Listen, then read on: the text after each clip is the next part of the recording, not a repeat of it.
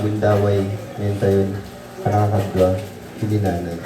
So sa baiting nga rugyan natin nga programa nga kapsat ket rugyanan tayo iti may isang walo nga panguluan kanya tayo ni Brother Landing po. Tumater tayo nga rin namin kapsat.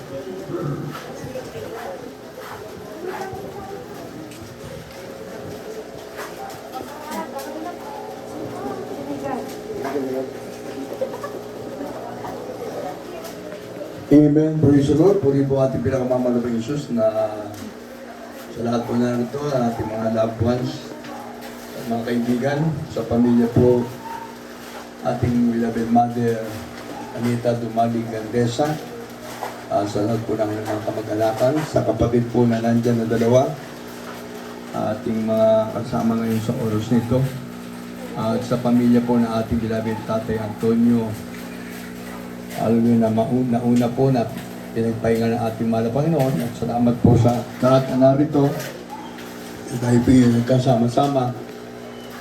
Iba ang kalungkutan ninyo dito sa Abra at iba rin po yung kalungkutan namin sa Quezon City sa Novaliches. Dahil sabay po sila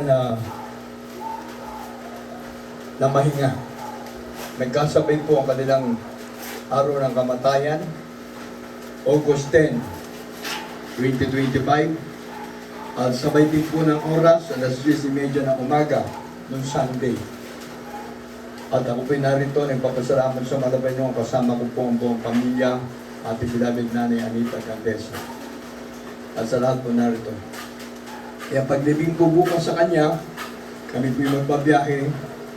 Last night lang po doon sa mother ko sa Novaliches, Quezon City. At hindi ko po pinagtataka na nagkasabay sila para nag-usap sila sa kanilang kamatayan na nangyari. At hindi inaasahan, ang magsiservisyo para sa kanila ay pareho pong St. Peter. Kaya sabi ko, it's a blessing para sa ating mga magulang. Mahabang ka lang mga naging edad. 95 ang aking mahal na ina at si Mother Anita ay 92. Kaya sa lahat po na narito sa buong pamilya, sa mga anak, mula po sa panganay hanggang sa bunso, sa mga manugang at sa mga apo. Narito, lahat tayo na narito, pagpalain ng ating mga Panginoon. Let us pray.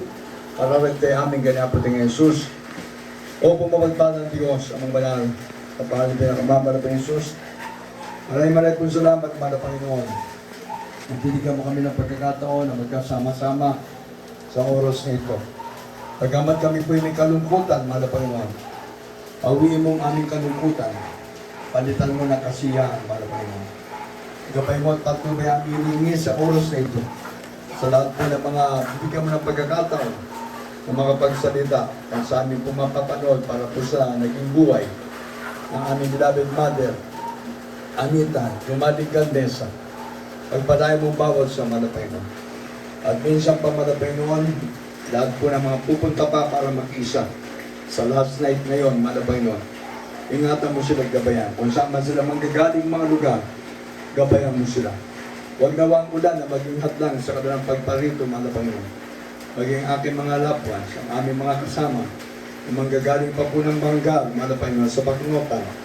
Ingatan mo rin sila na makadating ng maluwalhati upang magkasama-sama kami sa last night ng aming beloved mother, Nanay Anita. Pagpalain mo bawat sa mga Panginoon. At ngayong gabi, pagpalain mo kami sa physical, material, financial, bigisin mo kami ng dakilang pag-ibig. Ikaw po gumabay, pumatubay sa aming pong isasagawa ng programa sa gabi nito para po sa last night. Our Father, who art in heaven, hallowed be thy name, thy kingdom come. Thy will be done on earth as it is in heaven. Give us this day our daily bread, and forgive us our debts, as we forgive our debtors, and lead us not into temptation, but deliver us from evil. For thine is the kingdom and power and glory, forever and ever. Amen. Lahat po tayo magsabing, I love you, Jesus. God bless you po. Pagpalain po tayo ng ating pinakamamalabang Jesus sa lahat po na narito, sa buong pamilya, Dumaling at Gandesa. Praise the Lord. Amen. Thank you, sir.